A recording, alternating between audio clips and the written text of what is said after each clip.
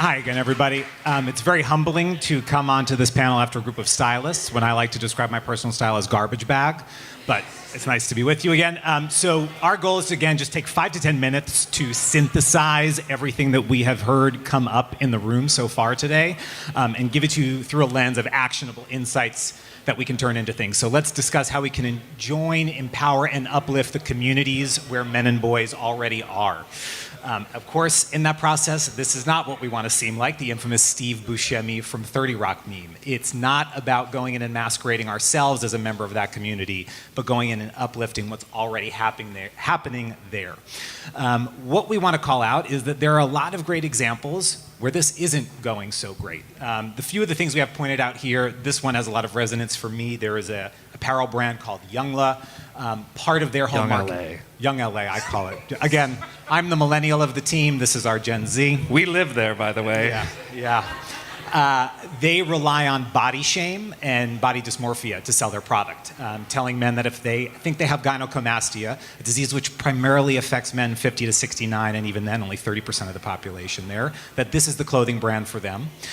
We've also got the example here of Man Cereal. Ryan will talk in a minute about some of the dangerous territory they tread in their use of memes. And then we've also got content from our amazing co-conspirator, Johnny, here. Johnny did an amazing walkthrough at a pharmacy, going through all the different products that are branded to men and how they tap into some of the most dangerous tropes about men. And it started an amazing conversation. These slides will be available afterwards. I encourage you to go scan him on the Fix Your Feed while you can participate in this conversation yourself. But a lot being said here, specifically from men, about how they avoid these products, they don't identify with these brands, and they're looking for something that's more resonant with them. All of this to say, it's not that there's not a market for this, it's that this is telling a negative story for men and that there's opportunities to tell better ones. So that said, what happens if we meet men where they already are? And how do we do that? Ryan, I'll let you take it away with the first tip. Yeah, by the way, my dad uses women's Dove unscented deodorant. It's just deodorant.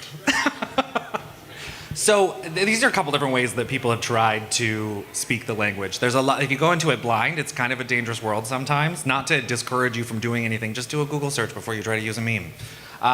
This is a great example of how Bagel Bites reversed the how do you do fellow kids to just, I think it presented this honesty of like, hey, we might not know what we're doing here, but we're here for you. At least open the doors to acknowledging that this isn't their community, this isn't their space, and they know that they are an outsider for the time being. I put this red pill, blue pill meme here because I couldn't find the exact post I was looking for, but I know that one of my coworkers once posted a meme, a red pill, blue pill meme from a cracker account owned by Nabisco. Won't tell you which one. I'll save him the embarrassment. A great example of how it is a meme that some people do find funny, but it is also tied to a context which is not very funny. Target borrowed some language that doesn't necessarily belong to them. They got flack for this. So there's language, there's words that you might hear, but you should probably Google before you hit post on. And then a little difficult to hear or see, again, it's small, but brands will fall victim at random to being co-opted by the far left, by the far right, and it's your response that dictates if you are being adopted into those communities. Hopefully you don't want to be part of them. But again, something to know about when you go into engaging a new campaign on the internet or starting a new conversation online. So the first piece is to understand the language, understand the tools that you're using before you start deploying them and mirroring things back. But the opportunity lies in saying, okay, now that we understand the language, how can we elevate and expand it? And the place that we want to start with this is moving from fluency to advancement. And the great way to do that, we think, is leaning into the narratives of protector and providership. You know, we've talked about the research that Equimundo has done several times in this room today. What they found, 86% of men still believe that being the provider is their primary role as an individual. Do encourage you to check out that entire report.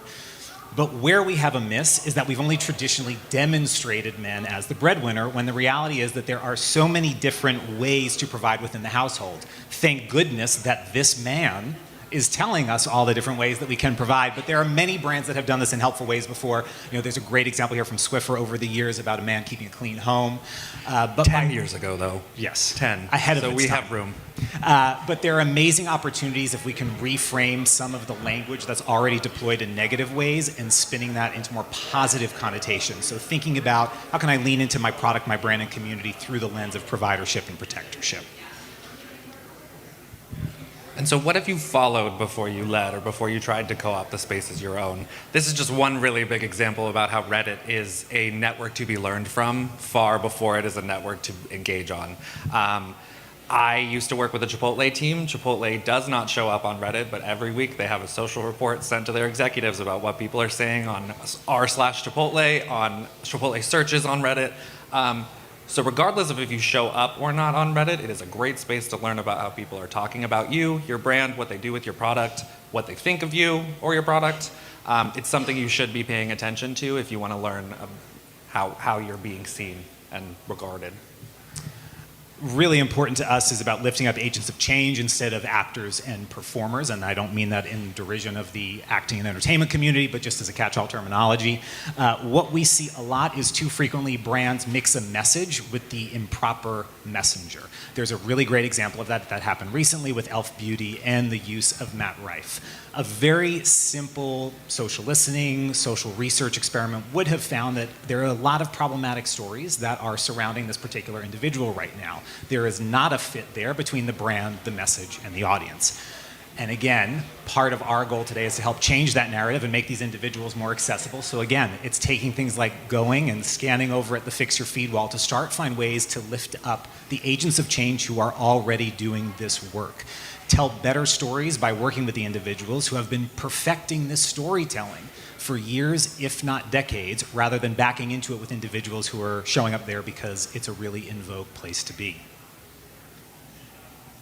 And so what if you shifted your frame from competition to collaboration? Our best example of this is all the fast food chains beef regularly. And sometimes it's fun. Sometimes it leads to, I guess you could call this innovation. Burger King did an activation where you had to physically visit a McDonald's and you would get a 99-cent offer for a Whopper. So you had to go to a McDonald's, order Burger King, and then go to Burger King. Fun, great, okay. How did we get to a point where Wendy's is telling someone that he needs an orthodontist? Food for thought. So I'll just say on that note, and I'll leave these up here as kind of the wrap-up slide for everything.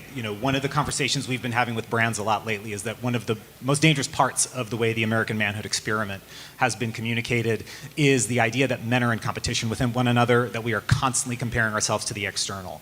And so we are trying to shift a lot to say, how do we show men working together? How do we show men uplifting one another? And how do we show you playing the role as sort of the wingman or the support system on this journey, rather than showing how your product helps a man be better than someone else, how it's showing how they're becoming a better member of their community, how they're better uplifting other people, and how they can be a better role model for other men and individuals in their community as well. So really quick summary of some food for thought, some action items here, and thank you all for your attention.